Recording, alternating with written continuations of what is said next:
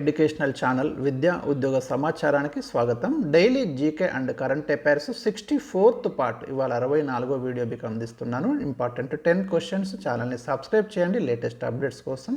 ఈరోజు first question వచ్చేసి మనకు ఇంటర్నేషనల్ సోలార్ అలయన్స్, దీన్ని మనం అంతర్జాతీయ సౌర కూటమి అంటాం. దీని హెడ్ క్వార్టర్ ఎక్కడుంది అనే ప్రశ్న ఇవ్వడం జరిగింది. మోస్ట్ ఇంపార్టెంట్ క్వశ్చన్గానే మనం దీన్ని ట్రీట్ చేయాలి.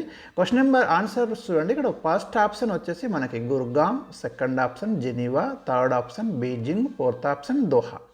రైట్, మీరైతే ఆన్సర్ ఊహించండి. నాకు తెలిసి ఎక్కువ మంది జనరల్గా అయితే జెనీవా వైపుకి వెళ్ళే అవకాశాలు ఉంటాయి, చాలా హెడ్ క్వార్టర్స్ అక్కడే ఉంటాయి కదా అని ఒక కామన్ క్యాండిడేట్ అయితే అనుకుంటాడు. రైట్ ఆన్సర్ వచ్చేసి మీరు చూడండి, దీని హెడ్ క్వార్టర్ మన ఇండియాలో ఉంది, అది కూడా గుర్గాంలో ఉంది. వెరీ ఇంపార్టెంట్ క్వశ్చన్ ఇది. హర్యానాలోని గుర్గాంలో ఇంటర్నేషనల్ సోలార్ అలయన్స్ యొక్క హెడ్ క్వార్టర్ ఉంది, గుర్తుంచుకోండి. 2015 నవంబర్ 30న ఏర్పాటు చేసినాము. ఉష్ణమండల దేశాలన్నీ కలిసి భారీ స్థాయిలో సౌరశక్తి ఉంటుంది కదా, సోలార్ ఎనర్జీ, దాన్ని ఉత్పత్తి చేసుకోవాలనే లక్ష్యంతో భారతదేశ ప్రధానమంత్రి నరేంద్ర మోడీ దీన్ని ప్రారంభించారు. 100కు పైగా దేశాలు అయితే సభ్యత్వాన్ని కలిగి ఉన్నాయి.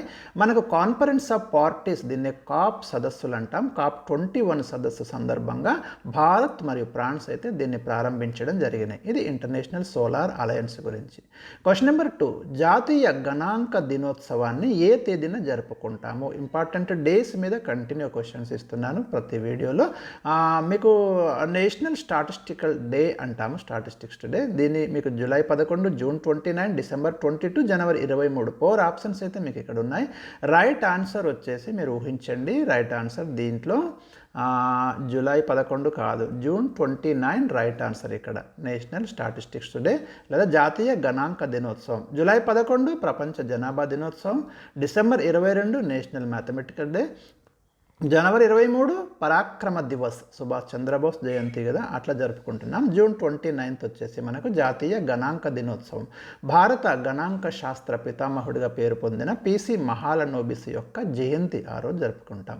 క్వశ్చన్ నెంబర్ 3, 2024లో ఏర్పడిన 18వ లోక్సభకు ఎంతమంది మహిళలు ఎన్నికయ్యారు? అంటే అంతకుముందు గత 10-20 ఇయర్స్లో మనం చూస్తే ఇట్లాంటి ప్రశ్నలు ఉన్నాయి. ఎంతమంది ఉమెన్ ఎన్నికయ్యారు, ఎంత పర్సెంటేజ్ ఉంది లోక్సభలో? సో వెరీ ఇంపార్టెంట్ అండి. ఇక్కడ మీకు నేను ఆప్షన్స్ ఇచ్చాను. ఫస్ట్ ఆప్షన్ 78%, 80% కాదు, ఇక్కడ ఫిగర్ ఇచ్చాను. 78 మెంబర్స్, 80 మెంబర్స్, 74 మెంబర్స్, 45 మెంబర్స్. 2024లో ఏర్పడిన 18వ లోక్సభకు ఎంతమంది మహిళలు ఎన్నికయ్యారు? రైట్ ఆన్సర్ వచ్చేసి చూడండి, ఇక్కడ ఆప్షన్ 3, 74 మంది మహిళలు అయితే ఎన్నిక కావడం జరిగింది. 13.62% అండి ఇక్కడ ఉమెన్ పర్సెంటేజ్ అనేది. రైట్.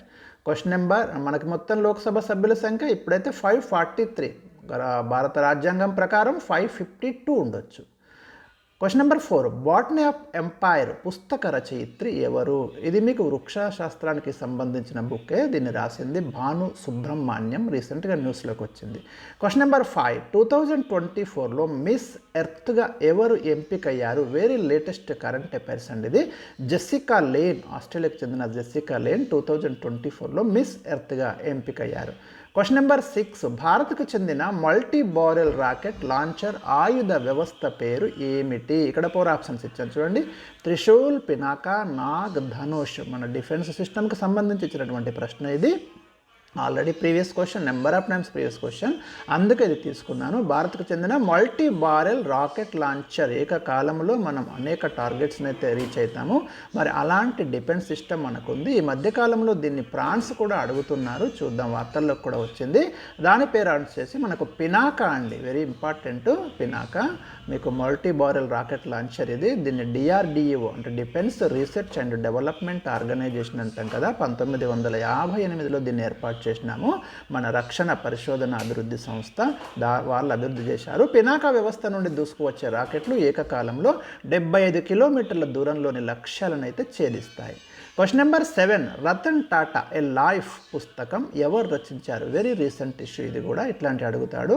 రతన్ టాటా ఏ లైఫ్ పుస్తకం రాసింది థామస్ మాథ్యూ అండి.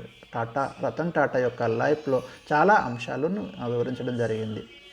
Question number 8, conference of parties COP29 most important conference అండి. ఇది 2024 నవంబర్ 11న ఏ నగరంలో ప్రారంభమైంది. ఇప్పుడు జరుగుతుంది, ఈ వీడియో రికార్డ్ చేసే టైంకి ఈ కాన్ఫరెన్స్ అయితే జరుగుతుంది. ప్రపంచంలోనే దాదాపు 196 దేశాలు అయితే సదస్సులో పార్టిసిపేట్ అవుతున్నాయి. ఎందుకంటే వాతావరణ మార్పుల యొక్క ఎఫెక్ట్ మన భూమి మీద ఎట్లా ఉంటుంది, దాన్ని ఎట్లా నిరోధించాలి, టెంపరేచర్ని కంట్రోల్ చేయడం, ఇలాంటి చాలా అంశాలు అయితే ఇక్కడ చర్చిస్తారు. ఇది ఎక్కడ జరుగుతుంది అంటే బాకు నగరంలో జరుగుతుందండి. బాకు నగరం అనేది అజర్బైజాన్ యొక్క రాజధాని. చాలా చాలా ఇంపార్టెంట్. ఇది కంటిన్యూస్గా మీకు క్వశ్చన్ వచ్చే అవకాశాలు ఉన్నాయి, గుర్తుంచుకోండి. దీని గురించి అప్డేట్స్ ప్రతి వీడియోలో మీకు అందించడం అయితే జరుగుతుంది, డైలీ అప్డేట్స్. ధనిక దేశాలు వాతావరణ మార్పుల నిరోధం కోసం పేద దేశాలకు ఏటా ఎన్ని నిధులు కేటాయించాలి అనే అంశం మీద ప్రధానంగా ఈ COP29 అంటే కాన్ఫరెన్స్ ఆఫ్ పార్టీస్ అంటాం కదా, ఆ సదస్సు చర్చించనుంది. మీకు అంతకుముందు 2015లో ప్యారిస్లో జరిగిన COP29 అంటే ఆ సదస్సు నెంబర్ మీకు తర్వాత ఇస్తాను. మీకు ప్యారిస్లో 2015లో కూడా కాఫ్ సదస్సు జరిగింది. అక్కడ ఒక కీలకమైన నిర్ణయం తీసుకున్నారు. ఏంటిదంటే టెంపరేచర్ని మనము 1.5 డిగ్రీ సెంటిగ్రేడ్ లోపు పెరుగుదలను కంట్రోల్ చేయాలి అనేది అక్కడ తీసుకున్న నిర్ణయం. ఇలాంటి కొన్ని ఇంపార్టెంట్ రిజల్యూషన్స్ ఉన్నప్పుడు ఖచ్చితంగా మనం చూసుకోవాలి.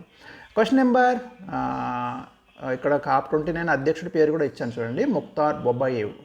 క్వశ్చన్ నెంబర్ 9, భారతదేశంలో అతిపెద్ద టైగర్ రిజర్వ్ ఏది. నాగార్జున సాగర్ శ్రీశైలం టైగర్ రిజర్వ్ భారతదేశంలో అతిపెద్ద టైగర్ రిజర్వ్. టైగర్స్ యొక్క ప్రొటెక్షన్ కోసం 1973లో మనం ప్రాజెక్ట్ టైగర్ స్కీమ్ అయితే తీసుకొచ్చినాం. ఇప్పుడైతే ఇండియాలో 55 టైగర్ రిజర్వ్స్ ఉన్నాయి.